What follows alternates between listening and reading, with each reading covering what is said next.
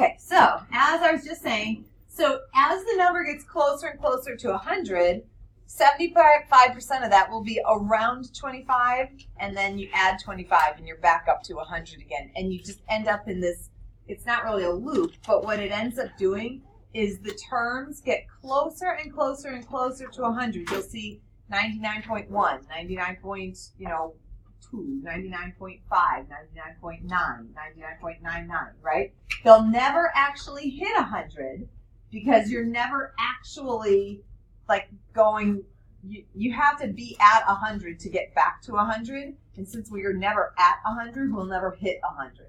So what we end up calling that in math, we call that a limit when we're getting close, really close to a number, but we don't actually get there. That's why they said the words approach and not equals, right? What number is approached? The number is actually the number.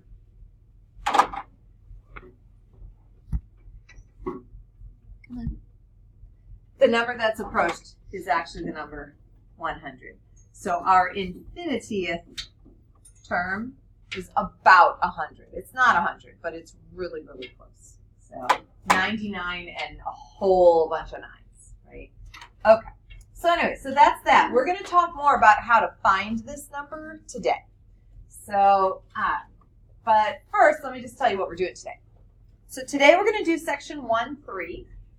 So if you want to label your notes, it's called Applications and Other Sequences. The new sequence type we're going to learn today is called a shifted geometric. Shifted geometric. So by the time this unit is done, you will have learned 3 sequence types: arithmetic, geometric, and shifted geometric. Tomorrow you're going to focus on graphing.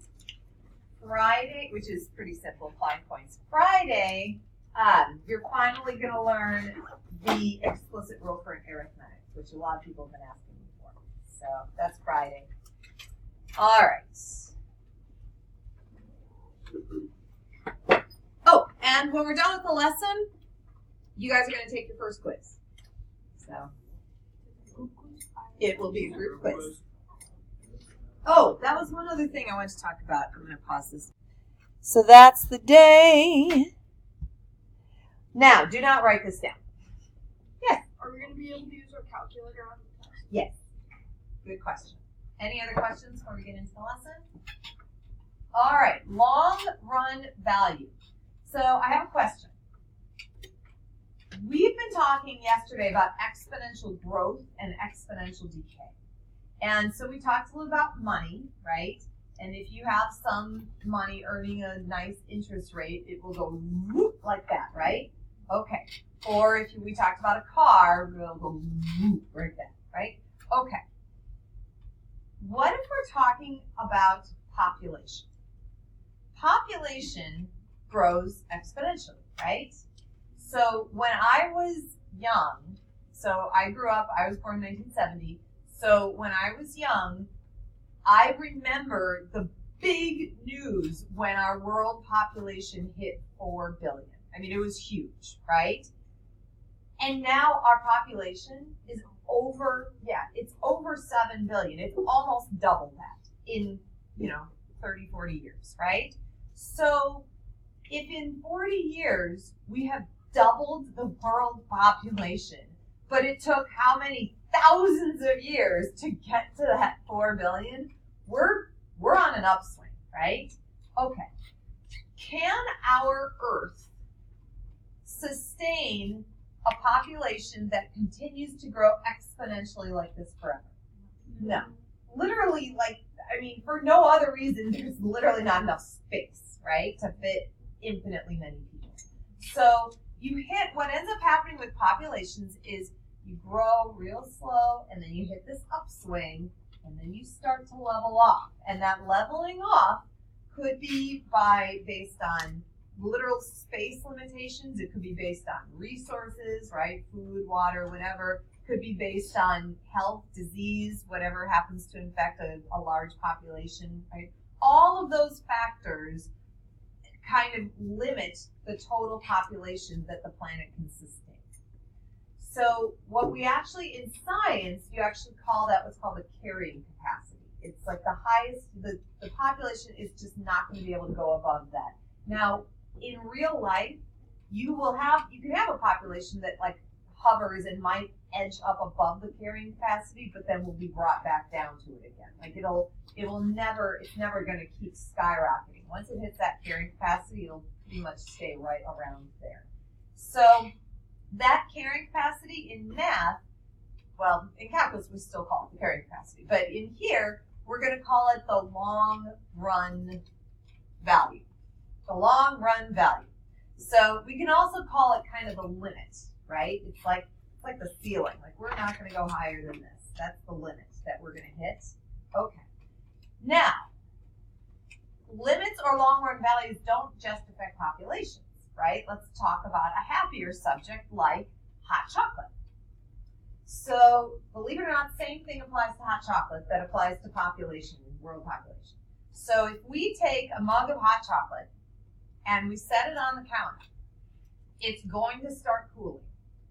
Is it going to continue to cool to negative infinity degrees? No. What is it going to stop at?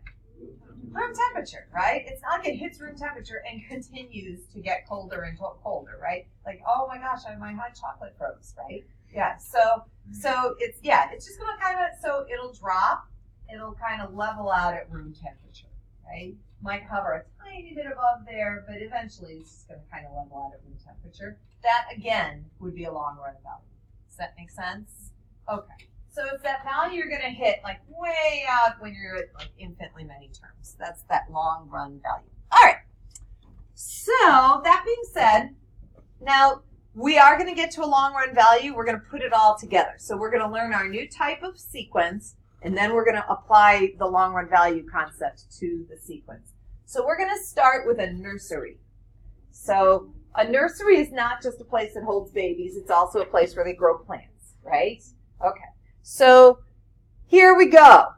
The Forever Green Nursery owns 7,000 white pine trees. Hello.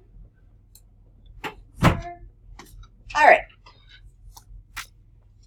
Each year, the nursery plans to sell 12% of its trees, and then it's going to, in order to make up for it so it doesn't go down to zero, it's going to plant 600 new trees.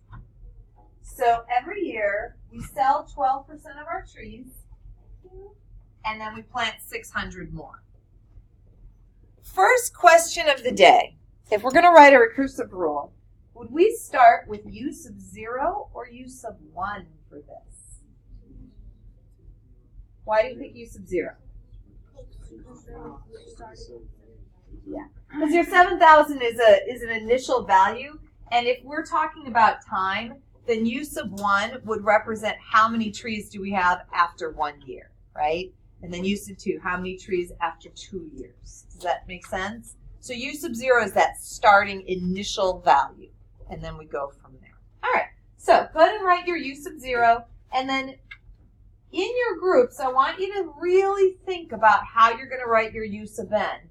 Remember, 2 factors. 1, the u sub n has to represent how many trees we have, not how many trees we lost. Okay? So be careful. How many trees we have, not how many trees we lost. So think about your rate carefully, your R.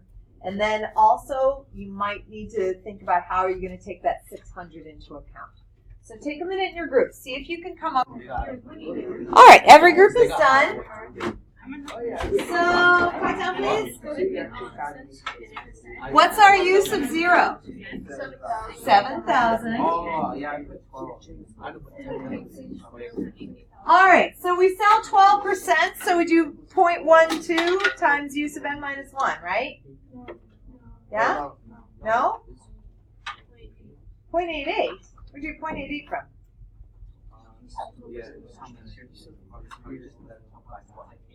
Why?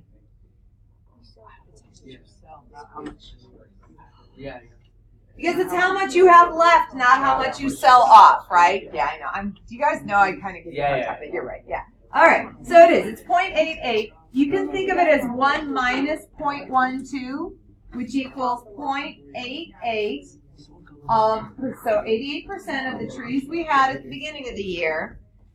But then, so we've sold off our 12%, and then we're done? You have to add 600. That is the shift part. So if we didn't have the plus 600, it'd be a traditional geometric sequence. But now we're adding the 600, which shifts it. Now, what makes that little innocent plus 600 so tricky is that you cannot write this in an explicit form. So, yeah. So anyway, someday, maybe in pre-cal, you might learn a way to write this in an explicit form. It's really convoluted. It's the formula takes up half your page. It's so big. So anyway, so we're whenever you hit a shifted geometric, every time you do those, just know it's always going to be recursive. And if you have to find a term, you're just going to be doing a whole bunch of entering in your calculator. But I'm going to teach you a shortcut for that, which is what we're going to do next. So the next thing we're going to do is find how many pine trees were owned by the nursery after 10 years. And it doesn't matter if you have a graphing calculator or a scientific calculator, they all can do this. So I want you to stay with me. We're going to do this together.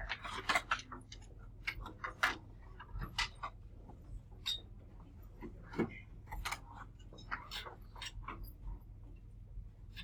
right. I'm clearing my home, getting a nice clear window. Is everyone ready? Okay. First thing I want you to do is type the number 7,000 and just hit enter. Your calculator should spit 7,000 right back at you, right? Okay. Do not type the number 7,000 again. Hit the times key and then 0.88. And most calculators will display like an ANS, right? That ANS means take the previous answer times 0.88, right? And then plus 600 and hit enter. Okay, now don't do anything else. Did you all get 6760? Yes? Watch this. Don't type anything, just hit enter again. That's year 2. Did you get 65, 48, 80? Yep. That's now year 2. Hit enter again. There's year 3. Hit enter again. There's year 4. Everyone see if you can find year 10. Do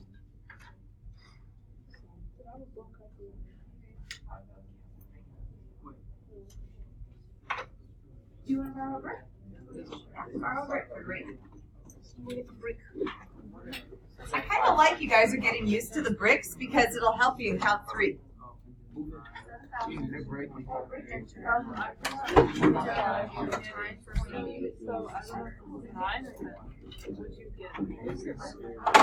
Is there anyone who needs some calculator help? Did yours work? Yeah, I just did 11. Okay. All right, you're all good? Yep. In the back? Yeah? We're all good with the calculator? Good? Wow, this whole group's using bricks. Okay. All right. I will let you use bricks on the test too, but I would like you, if you can possibly get your own calculator, it would be better for you to have your own so that you can use it on homework. All right. Oh, just grab another one. Some of them are low on batteries.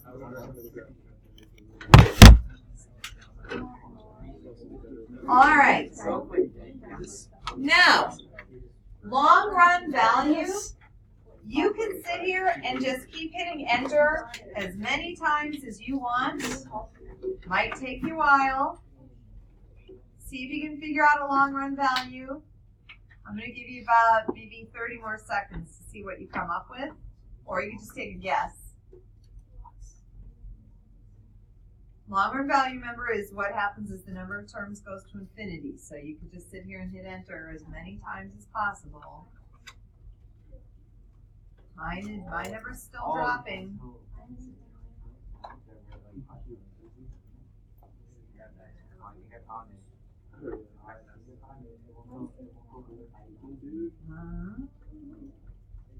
I think I found it. 5,000. Okay.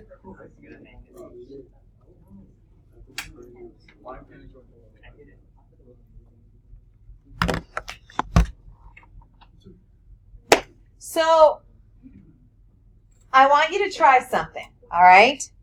In your calculator, type 5,000 times 0.88 plus 600. What do you get? 5,000. The number that gets you right back to itself, that's your long run value. And I'm going to show you a way to figure it out without having to hit enter 10 million times. So the long run value is 5,000 trees, and there's an algebraic way to figure it out. The algebraic way to figure it out is you look at your recursive formula, and whatever you have here, you want that to equal what you have here. Why? Because if you're at that limiting factor, the terms are pretty much the same as you get, like they're, if one's, 5,000.00001, the next one will be 5,000.0000001, right? I mean, they're really close together. So what you do is you set this and this to be the same thing. So ours is 0.88 plus 600. Okay. So you can pick a letter, any letter you like. What's your favorite letter? M. All right. So we're going to say M equals 0.88 M plus 600. So you take your recursive formula and you replace your U's with the same letter. You can pick any letter you like. It doesn't matter. Okay. All right. We have to solve this equation. If we were to solve this equation, what would we do first? Subtract, not the 600. You gotta get the M's together. You gotta subtract the 0.88 M. Minus 0.88 M. Minus 0.88 M. What's M minus 0.88 M? 0.12 M. Now what do we do? Divide by 0.12. And what do you get? It's like magic. Except it's not, it's just math. Okay? So when you need a long run value, you take your recursive formula and let the u sub n and the u sub n minus 1 be the same letter, and then you solve the equation. We're going to do this again today. That's what you do. Is that okay? Okay. All right. Are we good to move on? Okay, we're going to talk medicine. This one's actually not as shifted. It's just a simple, regular geometric. So your body, inside of your body, there are these things called kidneys. All right. My grandpa used to love to eat kidneys. Yeah. So you ever get the bag of like the innards when you get a turkey? Have you ever seen that? Like with the liver and the kidneys and all the organs and stuff? My grandpa would just pop those like they were candy. I know. Anyway. Okay. So anyway. All right. So kidneys. Kidneys they filter our blood, right? They get all the bad stuff out. So when you are prescribed medicine, your kidneys end up removing some of that medicine from your blood, right? And they remove a little bit more, each time your blood pumps through. So what ends up happening is the doctor has to kind of adjust to make sure that you'll have enough for your body with the knowledge that your kidneys are going to pull some of it out of there, right? Okay, so suppose we have a patient who starts with 16 milliliters of some medicine. And this patient's kidneys are going to filter out 25% of the medicine each day. The first thing I want your group to do is figure out if 25% of the medicine is removed each day, how much medicine is left after day 1, day 2, and day 3. So see if you can complete the table. I'll give you a minute to figure out how much medicine is left after day 1, day 2, and day 3. All right, so if we remove 25% of the medicine, that means that I have to multiply the 16 by 0.25, right? 0.75, you keep changing the numbers. Why? Why do we change numbers? Right. You want how much is left, not how much you filter out. So we're going to do 0.75 times the day before. What's 75% of 16? 12. What's 75% of 12? 9. What's 75% of 9?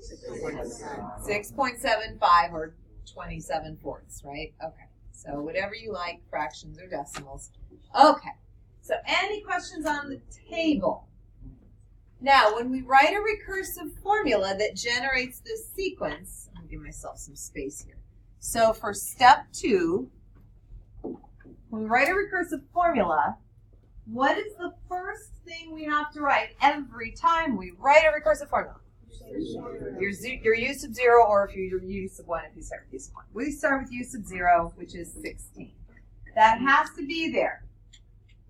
Now we need a u sub n. Okay, simple geometric. U sub n equals what?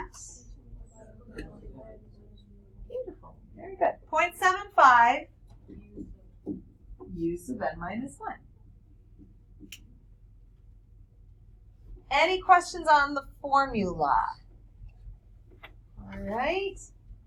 How many days will pass before there is less than 1 milliliter of medicine in the blood?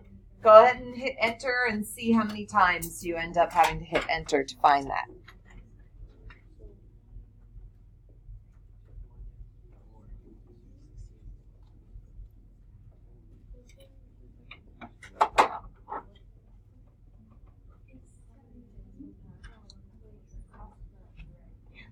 Plus the 3. So what do you end up with? 10 days. Did everyone do you guys get 10 days? Yes. Wait, how do you Just keep hitting enter until you go down below 1. Times your previous answer. Remember, once you put in the 16 and hit enter, then just do points set times 0.75, enter, and then just hit enter, enter, enter, enter, enter. All right. Okay, so here's the kind of slight difference between math and reality. Mathematically, if I keep doing 0.75 times the prior answer, will my number ever equal 0? No. Why not? I don't know. Because, okay, that's the, well, 0's a number 2, right? Yeah. A number that's not 0. Yeah, a number that's not 0. If I take something times something that's not 0, 0.75, times a number that's not 0, I am not going to get 0, right? The only way I can get 0 is if I do 0.75 of 0, right? So mathematically, my medicine will always be in my blood until the day I die. So, how did they word the question? Is medicine ever completely removed from the blood? No. We will never equal 0. Okay. However, in reality, do you think the medicine is going to be removed from your blood eventually? Yes. Eventually, it probably will all be gone. Right? Eventually, that last little medicine cell will hit the kidneys and goodbye, right? So anyway, let's just say very likely. very likely that medicine will all be gone. You know, maybe there's some random medicine cell floating around in your body that has managed to dodge the kidneys all of your life, right? Okay, but anyway, it's very likely that it'll get removed. The last thing we have to do is sketch a graph. You're going to be doing graphing tomorrow, but we're going to do a little graph today. When you sketch a graph, so there's just a blank graph on your paper, just draw a little grid. So when you sketch a graph, of course, the first thing you have to do is label your axes, right? So our ends represent days. So our bottom axis, our x-axis, that's going to be in days. And then our outputs, that's our input. Our output of our sequence is milliliters of meds, milliliters of medicine. Now, I am not going to sit here and label 1, 2, 3, 4, 5, 6, 7 all the way across. So I'm just going to show my scale that I'm starting with 1 in both directions. All right. So I'm going to plot these first few points. So the first point I'm plotting is on day 0. We have 16 milliliters. So on the y-axis, on day 0, I'm telling you right now, this grid goes up to 15. I know 16 goes right there.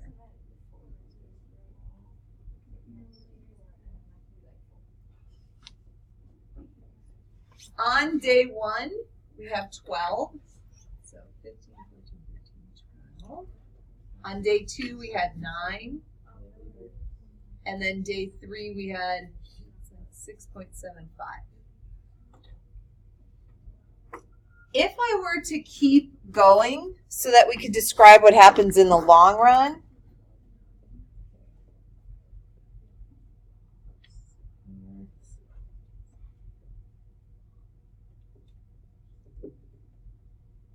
all right, on my glasses.